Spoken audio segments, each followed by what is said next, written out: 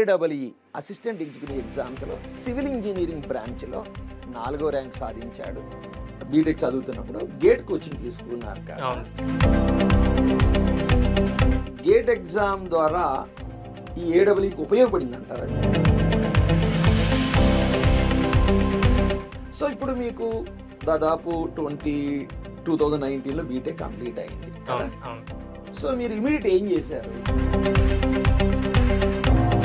So ఇప్పుడు మీకు notification వచ్చింది 22లో ఎగ్జామ్ అని. అంటే ఎన్ని రోజుల ముందు మీ ప్రిపరేషన్ స్టార్ట్ చేశారు? మరి సాఫ్ట్వేర్ జాబ్స్ వచ్చి ఉంటాయి కదా. అంటే నేను సాఫ్ట్వేర్ సైడ్ వెళ్దాం అనుకోలేదు. నార్త్ ఇండియా అంతా గవర్నమెంట్ జాబ్స్ మీద క్రేజ్ ఎక్కువ ఉంటుంది. సో అది వచ్చేసి మనకి పీక్ కోవిడ్ టైం ఉంది ఆ టైంలో. అవును. సో ఇప్పుడు మీరు రివిజన్ చేసేటప్పుడు ఈ ప్రీవియస్ ఇయర్ క్వశ్చన్స్ ఉంటాయి కదా. అవును సార్. అవి ఎన్నిసార్లు చేస్తుంటారు ప్రాక్టీస్? సో మేధావులు చెప్పేది ఏంటంటే 4 సార్లు బుర్రకథ జరిగినట్టు విన్నా లాభం లేదు. ఒక్కసారి కనుక మనసు పెట్టి రాయాలి. డియర్ స్టూడెంట్స్ అండ్ పేరెంట్స్, ఈరోజు మన ముందు జీవన్ కుమార్. ఏంటి బాబు విశేషం అంటే, ఇటీవలే తెలంగాణ పబ్లిక్ సర్వీస్ కమిషన్ వారు అనౌన్స్ చేసిన ఏడబ్ల్యూఈ అసిస్టెంట్ ఎగ్జిక్యూటివ్ ఎగ్జామ్స్లో సివిల్ ఇంజనీరింగ్ బ్రాంచ్లో 4వ ర్యాంక్ సాధించాడు. ఈ అబ్బాయి పబ్లిక్ హెల్త్ డిపార్ట్మెంట్లో ఆప్ట్ చేశాడు. సో ఈ బాబు క్లాస్ రూమ్ కోచింగ్ స్టూడెంట్. ఈ బాబు ద్వారా కొంత మెసేజ్ జూనియర్స్కి, పర్టికులర్గా ఇప్పుడు బీటెక్ చదువుతున్న సివిల్ ఇంజనీరింగ్ అభ్యర్థులకు ఉపయోగపడేట్టు చూద్దాం మనం. Congrats Jeevan once again. Thank you sir. So నీ గురించి నువ్వు బ్రీఫ్గా చెప్పమ్మా. ఇప్పుడు మాది వచ్చేసి నాగర్ కర్నూలు డిస్ట్రిక్ట్ బిజినపల్లి మండల్ సార్. మాది Nagar Kurnool Bijinepalli mandal. Very good. And నాన్న పేరు వచ్చేసి ఆంజనేయులు అండ్ టైలర్ అనమాట. టైలర్. ఓకే. అండ్ మదర్ వచ్చేసి ఇప్పుడు హౌస్ వైఫ్ సార్ ఇప్పుడు. అండ్ యాక్చువల్లీ ఇంతకు ముందుకు సమ్ బీమా మిత్ర అని చెప్పేసి పోస్ట్ ఉండే, అది చేస్తుండే అనమాట మదర్. అండ్ అట్ ప్రెసెంట్ అయితే హోమ్ మేకర్ ఉంది. స్కూలింగ్ ఎక్కడ చేశారు మీరు? స్కూలింగ్ వచ్చేసి మాది ఆల్సెస్ మోడల్ హై స్కూల్ అని చెప్పేసి బిజినపల్లిలోనే ఉంది. ఫస్ట్ టు 10th వరకు అక్కడనే చదివాను.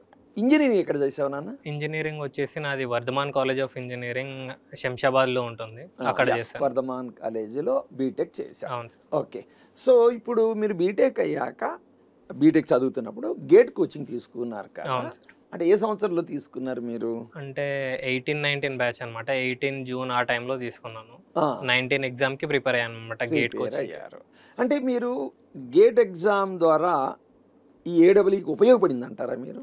చాలా ఉపయోగపడింది. చాలా ఉపయోగపడిందా? సో ఇప్పుడు మీకు దాదాపు 2019లో బీటెక్ కంప్లీట్ అయింది కదా. సో మీరు ఇమీడియట్ ఏం చేశారు? అప్పుడు నాది 2019లో గేట్ రాసాను నేను, అందులో క్వాలిఫై అయ్యాను. సో దాని తర్వాత వచ్చేసి నేను ఎంటెక్ చేశాను అనమాట. ఎన్ఐటి కురుక్షేత్రాలో వచ్చేసి కురుక్షేత్రంలో ఎంటెక్ చేశాను. స్పెషలైజేషన్ నాది స్ట్రక్చర్స్. నాది స్ట్రక్చర్స్. సో ఖాళీగా ఉండడం కంటే కూడా అలా ఎంటెక్ చేస్తే, ఎంటెక్ క్వాలిఫికేషన్ వల్ల కొన్ని అడ్వాంటేజెస్ ఉంటాయి డిపార్ట్మెంట్లో, చాలామందికి తెలియదు. ఏంటంటే రోస్టర్ అని ఉంటుంది. ఆ రోస్టర్లో ప్రతి 1:8 1:9 ప్రమోషన్స్లో ఎంటెక్ వాళ్ళకి ఆప్షన్ ఉంటుంది. కొంత అడ్వాంటేజ్ అంటే వాళ్ళు రేపు అందరూ ఎంటెక్లు ఉన్నారు, బట్ ఒక అడ్వాంటేజ్ ఉంటుంది. సో ఖాళీ టైంలో ఎంటెక్ చేశాడు, దానివల్ల సబ్జెక్ట్ నాలెడ్జ్ వచ్చింది. ఖాళీ కూర్చుంటే డిప్రెషన్కి లోన్ అవుతారు. మంచి పని చేసావు. సో 2022లో నోటిఫికేషన్ వచ్చింది. అంటే నువ్వు ఎంతకు ముందు స్టార్ట్ చేసావు ప్రిపరేషన్కి? యాక్చువల్లీ నేను ఏంటంటే ఏడబ్ల్యూ ఇట్లా గవర్నమెంట్ ఎగ్జామ్స్ కి స్టార్టింగ్ లో ప్రిపేర్ అవుదామని చెప్పేసి ఏం ఐడియా లేకుండే నాకు. అసలు లేకుండే. సాఫ్ట్వేర్ జాబ్స్ వచ్చి ఉంటాయి కదా. అంటే నేను సాఫ్ట్వేర్ సైడ్ వెళ్దాం అనుకోలేదు సార్. నేను యాక్చువల్లీ కోర్ డిపార్ట్మెంట్ లో ఇప్పుడు ఎంటెక్ ఎన్ఐటీలో చేస్తున్నాను కదా. సో అందులో క్యాంపస్ ప్లేస్మెంట్ ఏమైనా వస్తే అందులో వెళ్దాం అనేసి అనుకున్నాను. సో అది వచ్చేసి మనకి పీక్ కోవిడ్ టైం ఉంది ఆ టైంలో. సో కంపెనీస్ కూడా అసలు చాలా వరకు రానే లేదు. అండ్ ఎల్ఎన్టీ కంపెనీలో ఇంటర్వ్యూ వరకు వెళ్ళండి, అక్కడ డిస్క్వాలిఫై అయ్యాను అనమాట. ఇప్పుడు దాని తర్వాత వచ్చేసి ఇంకా నోటిఫికేషన్స్ కూడా మనకి ఇక్కడ స్టేట్ లో ఆ టైంలో కూడా ఏం లేకుండే. సో ఇంకా ఆ టైంలో అప్పుడు కొంచెం ఇంటికి రావాల్సి వచ్చింది మళ్ళీ. ఇంకా అప్పుడు ఖాళీగా ఉంటున్నాను కదా అని చెప్పేసి సమ్ వచ్చేసి నేను ఇది గేట్ కోచింగ్ ఇది మన ప్రిపరేషన్ ఉంది కదా, ఇది స్టార్ట్ చేశాను అనమాట. ఆన్లైన్లో తీసుకున్నారా? నేను offline student sir. Offline student. అంటే అప్పుడు తీసుకున్న అదే కోచింగ్ ని నేను మళ్ళీ స్టార్ట్ చేశాను అనమాట. ఇప్పుడు మళ్ళీ చూడడం, మళ్ళీ ప్రిపరేషన్ రివిజన్ చేసుకుంటూ వచ్చాను అనమాట. ఇప్పుడు దాంతో పాటు నేను ఏం చేస్తానంటే జనరల్ స్టడీస్ కూడా తీసుకున్నాను, అండ్ జనరల్ స్టడీస్ కూడా కంటిన్యూ చేసుకుంటూ వచ్చాను అనమాట. ఓకే. సో ఇప్పుడు మీకు నోటిఫికేషన్ వచ్చింది 22లో ఎగ్జామ్ అని. అంటే ఎన్ని రోజుల ముందు మీ ప్రిపరేషన్ స్టార్ట్ చేశారు? ఇప్పుడు యాక్చువల్గా ఆ టైంలో ఏంటంటే అక్కడ ఎన్ఐటీలో ఫ్రెండ్స్ ఉన్నారనమాట. ఇప్పుడు ఆ ఫ్రెండ్స్ నాకు సజెస్ట్ ఏం చేశారంటే, నువ్వు ఇప్పుడు ఈ టైంలో ఇక్కడ మనకి ప్లేస్మెంట్స్ కూడా రావట్లేదు, అక్కడ ఏంటంటే వాళ్ళందరూ మ్యాక్సిమం 90% ఆఫ్ ద స్టూడెంట్స్ ఏంటంటే వాళ్ళు ప్లేస్మెంట్స్ కంటే వాళ్ళు గవర్నమెంట్ జాబ్స్ కి ప్రిపరేషన్ ఎక్కువ ఉంటుంది. నార్త్ ఇండియా అంతా గవర్నమెంట్ జాబ్స్ మీద క్రేజ్ ఎక్కువ ఉంటుంది. బీటెక్ కంప్యూటర్ సైన్స్ చేసే వాళ్ళు కూడా నార్త్ ఇండియాలో వాళ్ళ ఫస్ట్ ఆప్షన్ గవర్నమెంట్ జాబే ఉంటుంది. అవును సార్. అవును. ఇప్పుడు వాళ్ళు నాకు సజెస్ట్ చేశారనమాట, సో బెటర్ ఒకసారి నువ్వు ప్రిపరేషన్ మళ్ళీ స్టార్ట్ చేసి చూడు, ఇప్పుడు నెక్స్ట్ మళ్ళీ నోటిఫికేషన్లు పడుతుంటాయి, దాంతోపాటు మనకి ఎస్ఎస్సి ఉంటుంది, ఆర్ఆర్బి ఉంటుంది అని చెప్పేసి వాళ్ళు సజెస్ట్ చేశారు. సో ఆ టైంలో నేను మళ్ళీ ఎస్ఎస్సికి అని చెప్పేసి ప్రిపరేషన్ స్టార్ట్ చేశాను. సో ఆ టైంలో ఫస్ట్ టైం ఒకసారి ఇచ్చాను, బార్డర్లో పోయిందనమాట. సెకండ్ టైం మళ్ళీ ఇచ్చాను అనమాట. సెకండ్ టైం మళ్ళీ ఇస్తే మెయిన్స్ వరకు వచ్చాను, మెయిన్స్లో డిస్క్వాలిఫై అయ్యాను. థర్డ్ టైం మళ్ళీ ఇచ్చాను, సెలెక్ట్ అయ్యాను. బీఆర్ఓలో నేను సెలెక్ట్ అయ్యాను, అండ్ రీసెంట్గా దాని వెరిఫికేషన్ కూడా అయిపోయింది. కాకపోతే అదే దానికంటే ముందు ఏమైందంటే మనకి ఏడబ్ల్యూ మనకి నోటిఫికేషన్ కూడా వచ్చింది. సో అన్ని నోటిఫికేషన్స్ వచ్చాయి, ఏడబ్ల్యూ, ఏఈ, పిఎల్ ఇవన్నీ వచ్చినాయి. అండ్ అదే టైంలో మనకి గ్రూప్స్ నోటిఫికేషన్స్ కూడా వచ్చాయి. సో ప్రిపరేషన్ అనేది నేను స్టార్ట్ చేశాను. అండ్ ఏడబ్ల్యూ ఎగ్జామ్ కూడా మనకి అరౌండ్ సెప్టెంబర్ ఆ టైంలో అనౌన్స్ చేశారనమాట. సెప్టెంబర్ ఆర్ అక్టోబర్లో మనకి నోటిఫికేషన్ వచ్చింది. మనకి మార్చ్లో ఆర్ ఏప్రిల్లో మనకి ఎగ్జామ్స్ అన్నీ వస్తాయని చెప్పేసి గవర్నమెంట్ నుండి ఒక అనౌన్స్మెంట్ వచ్చింది. దాదాపు 5-6 నెలల టైం. నేను మేలో యాక్చువల్ ఎగ్జాక్ట్ ప్రిపరేషన్ అది మేలో స్టార్ట్ చేశాను. మే నుండి స్టార్ట్ చేసుకుంటూ వచ్చాను. అండ్ మన టెక్నికల్ ప్రిపరేషన్కి వచ్చేసరికి మనది గేట్ కోచింగ్ క్లాసెస్ ఉన్నాయి నా దగ్గర, వాళ్ళ అన్ని రిటర్న్ నోట్సెస్ ఉన్నాయి. ఆ రిటర్న్ నోట్సెస్ మొత్తం ప్రిపేర్ అవ్వకుంటూ వచ్చాను. కాకపోతే దానికంటే ఎక్కువగా నాకు గేట్ కోచింగ్ ఏంటంటే కొంచెం ప్రాబ్లమేటిక్ ఎక్కువ ఉంటుంది, అండ్ థియరిటికల్ కొంచెం తక్కువ ఉంటుంది. అయితే మనకి థియరిటికల్ అనేది ఏస్లో వాల్యూమ్ 1లో మొత్తం కవర్ అయింది. ఆల్మోస్ట్ ఆల్ 95% మొత్తం మనకి ఏస్ వాల్యూమ్ 1లో కవర్ అయిపోయింది.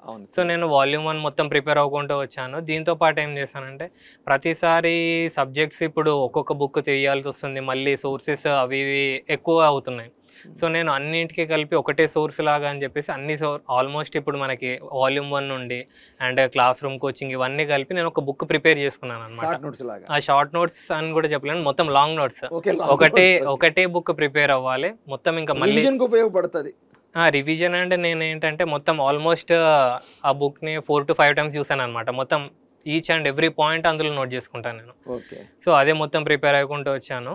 అండ్ మనకి ఏడబ్ల్యూ, ఏఈ ఎగ్జామ్స్ అన్నీ అప్పుడు ఫస్ట్ టైం రాశాను, ఫస్ట్ టైం కూడా క్యాన్సిల్ అయింది. ఫస్ట్ టైంలో వచ్చేసి నాకు అరౌండ్ 294 మార్క్స్ వచ్చాయి ఆ టైంలో.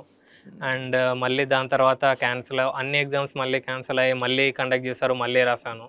ఇప్పుడు అందులో ఏడబ్ల్యూలో వచ్చేసి నాకు 4th ర్యాంక్ వచ్చింది, అండ్ ఏఈలో కూడా స్టేట్ 26th ర్యాంక్ వచ్చింది, పిఎల్ కూడా స్టేట్ 24th ర్యాంక్ వచ్చింది. సో అన్ని ఎగ్జామ్స్లో క్వాలిఫై అయినాను. సో జీవన్ చెప్పే దానిలో ఒకటి లాంగ్ నోట్స్ అన్నాడు, కొంతమంది షార్ట్ నోట్స్ అంటారు. మేధావులు చెప్పేది ఏంటంటే 4 సార్లు బుర్రకథ చదివినట్టు విన్నా లాభం లేదు, ఒక్కసారి కనుక మనసు పెట్టి రాయాలి. అంత ఏదో మెకానికల్గా కాదు, మనసు పెట్టి రాస్తే 4 సార్లు చదివిన దాంతో సమానంగా ఉంటుంది. రేపు రివిజన్కి కానివ్వండి, సపోజ్ 1 day బిఫోర్ ఎగ్జామ్ కూడా ఒక్కసారి కొన్ని టిపికల్ ఫార్ములాస్ ఉంటాయి. అవి ఎలా ఉంటాయంటే అంతా తెలిసినట్టే ఉంటుంది, కానీ ఎగ్జామ్ ముందు రోజు చూస్తే కాన్ఫిడెన్స్ బూస్ట్ అవుతుంది. సో నేను అందరికీ చెప్పేది ఏంటంటే రాయండి, అది షార్ట్ నోట్సా లాంగ్ నోట్సా మనసు పెట్టి రాయండి, మీకే ఆ ఫలితాలు తెలిసిపోతాయి. సో దానివల్ల మైండ్లో రిటెన్షన్ ఎక్కువ ఉంటుంది. సో టెస్ట్ సిరీస్ మీరు ఎలా ప్రిపేర్ అయ్యారు? అప్పుడు ఆ టైంలో వచ్చేసి టీఎస్పీఎస్సీ ఏడబ్ల్యూ టెస్ట్ సిరీస్ అని మనం ఏస్ వాళ్ళు స్టార్ట్ చేశారు.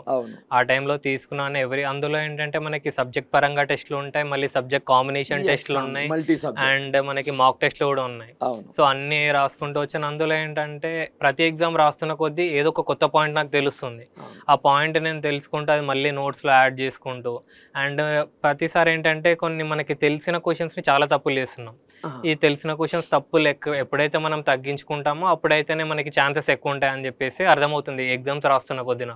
అంటే జీవన్ ఇప్పుడు ఆపుతాను, నువ్వు నోట్స్ తయారు చేసుకున్నప్పుడు ప్రతి పేజీలో ఏమైనా కొంత ఎంటీ స్పేస్ వదులుకున్నావా? ఎంటీ స్పేస్ అంటే ఎవ్రీ సబ్జెక్ట్ ఎండ్ లో ఏంటంటే నేను ఒక 3-4 పేజ్ ఎండ్ లోనా ప్రతి పేజీలోనా కొంత స్పేస్? అంటే ప్రతి పేజ్ లో మనకి టాప్ అండ్ బాటమ్ కొంచెం స్పేస్ ఉంటుంది.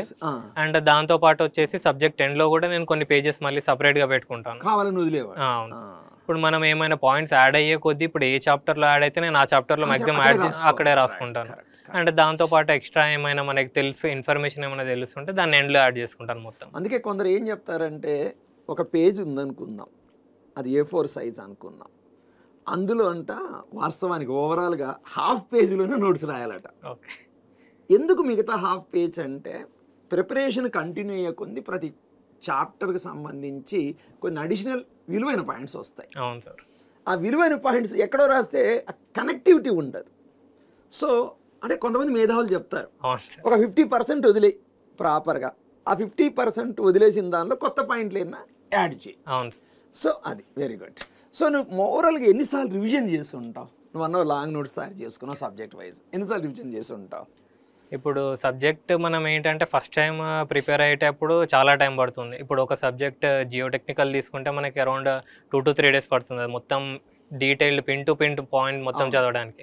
నెక్స్ట్ టైం ప్రిపేర్ అయినప్పుడు అది అరౌండ్ ఒక 3 to 4 hours లో అయిపోతుంది. మళ్ళీ నెక్స్ట్ టైం ప్రిపేర్ అయినప్పుడు మనకి హాఫ్ అన్ అవర్. ఇప్పుడు మనకి అట్లా ఏంటంటే నెక్స్ట్ టైం ప్రిపేర్ అయ్యే కొద్దీ మనకి టైం తక్కువ పడుతుంది, రివిజన్ కి మనకి ఎక్కువ chances. This is the advantage of revision. ఆ టైం ఎఫిషియన్సీ వస్తా ఉంటుంది. రైట్. సో ఇప్పుడు మీరు రివిజన్ చేసేటప్పుడు ఈ ప్రీవియస్ ఇయర్ క్వశ్చన్స్ ఉంటాయి కదా, అవును సార్, అవి ఎన్నిసార్లు చేసి ఉంటారు ప్రాక్టీస్? అది గేట్ కానీ పర్టికులర్లీ టీజీపీఎస్సీ కానీ. టీఎస్పీఎస్సీ మనకి ఏడబ్ల్యూ ఇది ఒకటి బుక్ ఉంది, అండ్ దాంతో పాటు గేట్ బుక్ ఉంది, అండ్ ఈఎస్సీ బుక్ కూడా ఉంది. సో మాక్సిమం ఇప్పుడు అన్ని బుక్స్ నేను కవర్ చేయడానికి ట్రై చేస్తున్నాను సార్. ఇప్పుడు ఎవ్రీ సబ్జెక్ట్ అయిపోయిన తర్వాత ఏం చేస్తానంటే, ఇప్పుడు ఇవి మన బుక్స్ ఉన్నాయి ఈ బిట్ బ్యాంక్స్, ఈ బిట్ బ్యాంక్స్ లో ఏం చేస్తానంటే ఎవ్రీ సబ్జెక్ట్ అయిపోయిన తర్వాత మొత్తం రివైజ్ చేసుకుంటాను. అందులో తెలిసినవి మొత్తం నార్మల్ గా చేసుకుంటూ పోతాను. తెలియని క్వశ్చన్స్ ఏమైనా ఉంటే ఆ పాయింట్స్ నేను మళ్ళీ యాడ్ చేసుకుంటాను. ఓకే. సో ఎన్నిసార్లు రివిజన్ చేస్తుంటావు ఓవరాల్ గా? అంటే మేబీ ఒక 3 to 4 times చేస్తుంటాం సార్.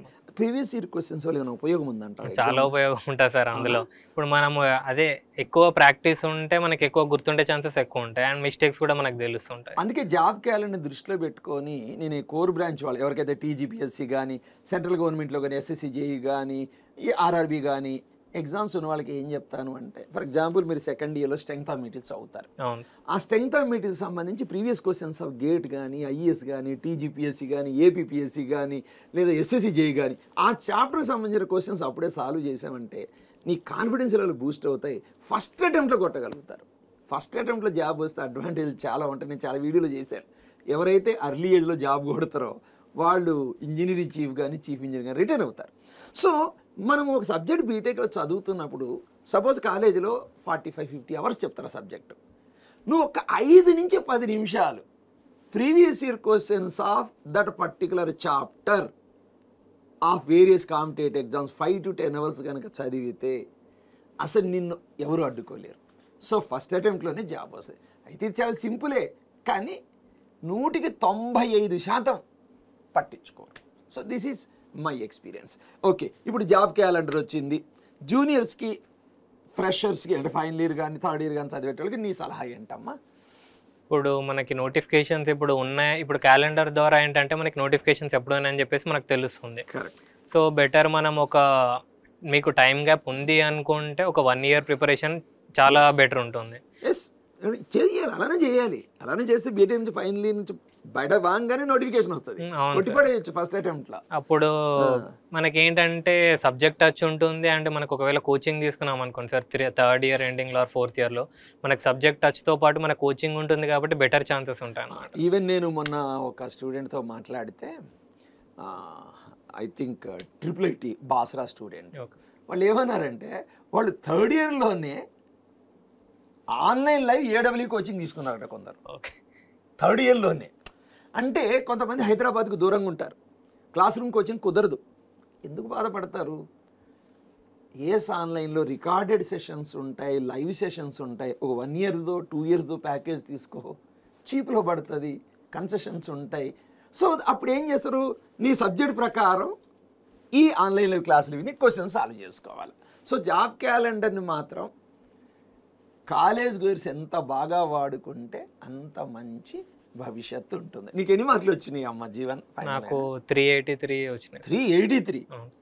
ఓకే, అదే అంటే ఎలక్ట్రికల్లో ఫస్ట్ ర్యాంకర్కే 377, అంటే సివిల్ ఎక్కువ వచ్చింది, అంటే ఇక ఫస్ట్ ర్యాంకర్కి ఇంకో 4-5 మార్కులు ఎక్కువ వచ్చాయి.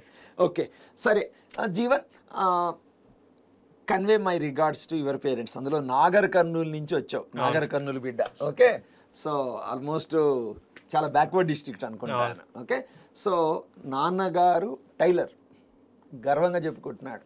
సో మీ నాన్నగారు కానీ మీ అమ్మగారు కానీ ఖచ్చితంగా నీ విజయంలో ఎంతో దోహదపడి ఉంటారు.